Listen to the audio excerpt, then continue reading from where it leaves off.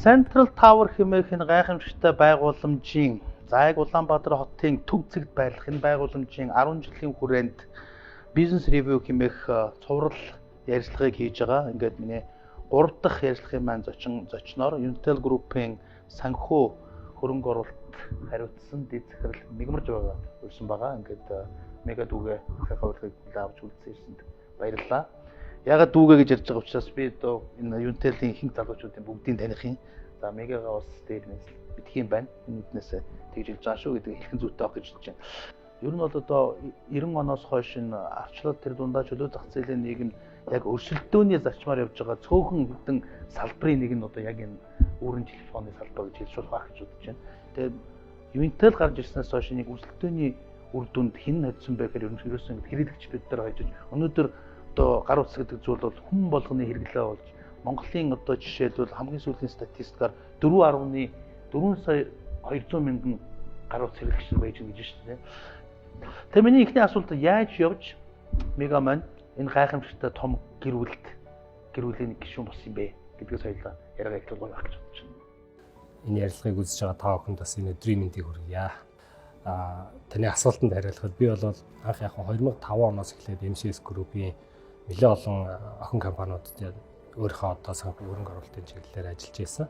Enterprise гэж хэлсэн тийм хамгийн анх эхэлж одоо Enterprise компани санхүү шинжээч гэдэг ажлаар эхэлжээ. Дараагаар нь MCS Holding, Anon компани, за Energy Resource, за сүүлд нь Гоёо тэгээд 2013 оноос би яг Unitel Group-ийн санхүү хөрөнгө оруулалт хариуцсан захирал гэдэг албан тушаалтаар ирж ажиллаж байлаа. Тэгээд ер нь бол технологийн залуу хүмүүс их ажилладаг. Тэгээд энэ бас гоё офис байрладаг ийм компанид одоо бас хариуцлагатай ажил хийж явж байгаа залууны хувьд бол их баярлж авдаг. Анх одоо 96 оноос хойш ингээд харилцаа холбооны салбар Монголд анх өрөө холбооны салбар яаж хөгжиж явж ирсэн тэр жишгээр одоо Unitel тэр дунд ямар нөлөө үзүүлсэн гэдэг дээр бол яриа өрнөлгээд ер нь бол тэр үеийн одоо Япончуудын тооцоогоор Монголд бол нэг 1000 хүн гар утас байрвал баг хамгийн дээдлийн одоо үзүүлэлт байхаа гэж тэгж тооцоолж ирсэн гэж үний юм бодлоо юм. Тийм бол байдаг. Тэгээд манай компани бол одоо тэр бол нэгэнт одоо түүх болж өнгөрсөн байна. Одоо бол аль хэдийн 4 сая гаруй хэрэглэгчтэй болцсон. Мобайл хэрэглэгчээс гадна одоо энэ салбар маань өөрөө зөвхөн өргөн холбооны гэлтгүүгээр контентын одоо гэр бүлийн буюу хаусхолтын үйлчилгээ болоод гэх мэтчлэн ингээд маш их үүдээ IPTV, DTH буюу одоо сансрын холбоог ашиглаж контентыг айл өрхөд хүргэдэг маш их тийм өргөн салбар одоо болж хөгжсөн байж байгаа. Тэр донд бол Unitel Group бол 2006 онд байгуулагдаад анх бол одоо ногоон алим гэдэг маркетингийн одоо реклам хийгээд хүмүүс бол байрч ирснийг тав хүн бол мэдчихэж байгаа. Тэр үеийг би тод санаж байна. Үйлдвэрлэлийн төвзүүлийн ажуудлын байранд Rockman Building дах орж ирсэн тийм ээ. Тэгээд одоо Central Tower анх байгуулагдаад Central Tower-д бол одоо Unitel Group бол хамгийн анхдагчдын нэг нь байх гэж бодож байна тийм ээ.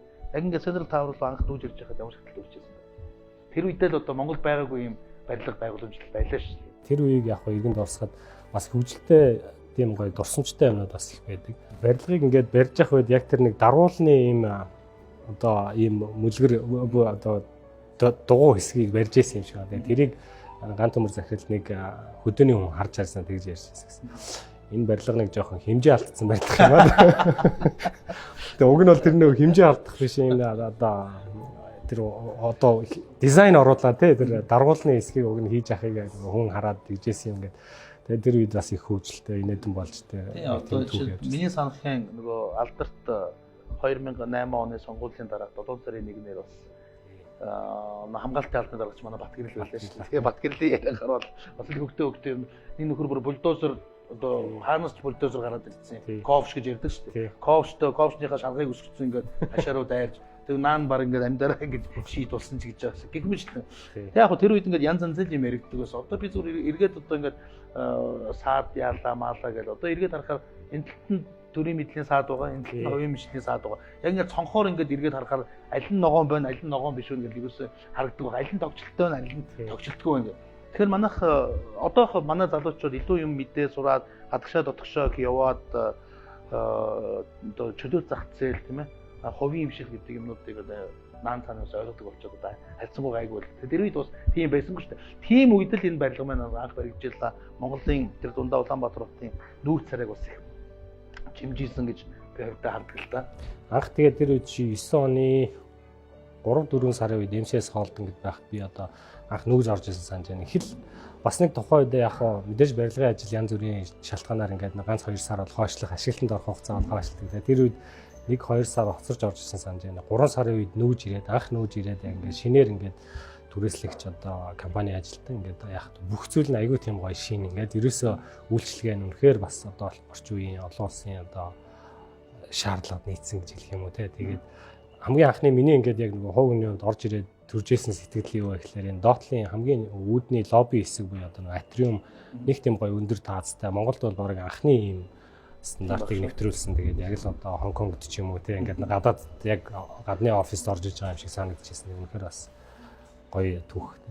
Чиний CV-г харж байхад энэ Chartered Financial Analyst гэдэг CFA гэдэг энэ одоо ийм шагнал авсан гэж би ойлгосон. Энийн талаас асууж бодлоо л да. Би зүгээр анх удаа яг энэ санхүүжилт өгдөг юм шагнал үү эсвэл энэ шагнал юм уу энэ одоо юу юм бэ?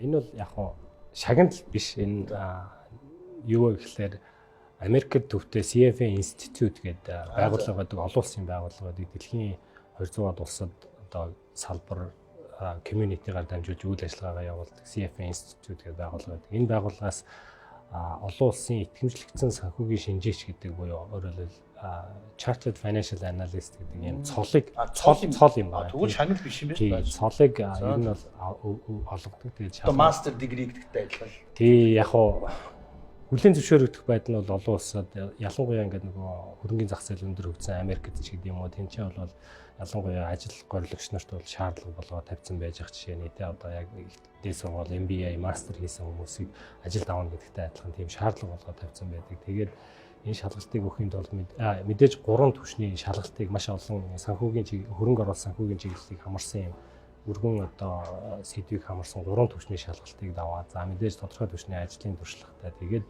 энэ цолыг одоо авах боломж үүсдэг юм.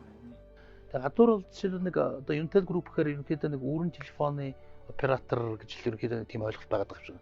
Зөвхөн маш олон бизнесийн салбарт одоо шин салбарыг нээж ажиллаж шүү дээ. Одоо яг юу дээр Unitel Group маань ажиллаж байна. Хичнээн салбартай байна.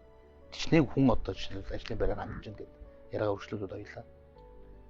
Unitel Group бол анх байгуулагдахтаа мэдээж харилцаа холбооны зөвхөн мөрөн холбооны үйлчлэгээ үзүүлэгч буюу яриа мессеж тийм үйлчлэгээ үзүүлдэг оператор байсан бол одоо 13 жилийн дараа үйл ажиллагаа явуулаад ирсэн дараа эргээ харах нь одоо энэ хугацаанд бол маш олон төрлийн бизнес рүү ингээд үйл ажиллагаагаа тэлж орсон байдаг. Тэгээд яг одоогийн байдлаар гэх юм бол бид нар Univision буюу Unitel Group-ийн одоо харилцаа холбооны үйлчлэгээн дээрээс нэмээд Univision буюу одоо гэр бүлийн уралсан үйлчлэгээний үйлчлэгээ үзүүлэгч компанид үйл ажиллагаа явуулж байна.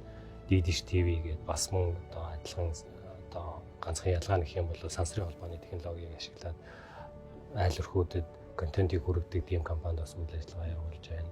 Ер нь тэгээд ингээд ажиглаад тахлаар 13 жилийн өмнө хүмүүсийн хэрэглээ, өнөөдрийн хэрэглээ хоёр шал өөр болчихсон юм байна. Тэгэхээр тэр хэрэглээний өөрчлөлтөөр тулгуурлаад аливаа компани бизнес ч гэсэн ер нь бол ингээд өргөжөөл, өөрчлөгдөөл явдаг юм байна. Яг тэр хэрээр л одоо жишээлбэл Unitel Group-ийн үйл ажиллагаа бас ингээд өргөжөөл одоо анх байгуулагдсантайгаа харьцуулахад бол шал өөр болж ирсэн. Тэрний хувьд ч гэсэн жишээл одоо Unitel-тэй илүү харьцдаг байсан бол одоо нөгөө салбар компаниуд болох Univision-тэй би одоо жишээлбэл хамгийн сүүлийн жишээ гэхэд нөгөө киногоо үзээд лаадаага байх жишээтэй тийм. Univision-ийн хувьд бол жишээлбэл шийдлүүдийг яаж ингэж одоо олж чадчихна.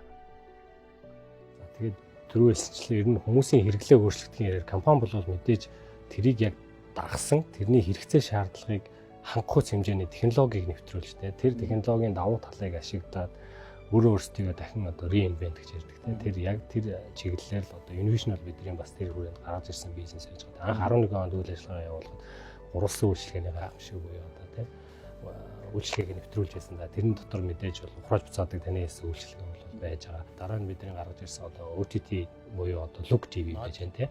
Ер нь бол технологийн жоохон өөр боловч яг бизнесийн зарчим нь бол адилхан. Тэгээд энэ бол өөрөө яг тэр технологийн давуу талыг ашиглаад урд нь ерөөсөө байгаагүй хүмүүсийн олж анзаардаггүй байсан тэр давуу талуудыг хэрэглэгчдэд одоо илүү convenience гаргаж ирдэг тэр юмнуудыг бол гаргаж ирж байгаа. Жишээлбэл одоо тань шиг уран бүтээлч хүний хувьд тийм урд нь бол одоо кино бүтээгчдэр, уран бүтээгчнэр, контент бүтээгчнэр яадаг байсан бэ гэхээр магадгүй нэг кино хийгээд тэр нь бол одоо кино театрт тодорхой хугацаанд сар юм уу гараад тэгэл тэр киноны одоо амьдралын цикл дуусаад ингээд уран бүтээлч нар ингээд өөрийнх нь одоо тэрнээс хүртэх өгөөж тэр хүрэл дуустдаг гэсэн бол одоо Univision, Look TV одоо энэ бүтээгдэхүүнүүд гарч ирснээр бол хүмүүс тэн дээр байршуулад магадгүй тэр кино театрт олдог байснаасаа илүү хэмжээний орлогыг гаргаж ирэх тэр одоо давуу талыг бас бий болгож байгаа тийм. Ганц кино гэлтгүй одоо би жишээлбэл уран бүтээлчний хувьд концерттой жишээлбэл байрлуулж ирсэн. Тэгээ миний мэдхийн бид нар чи одоо манай ашраар хамтлаг маань илүү cover тал руугаа хамтлаг.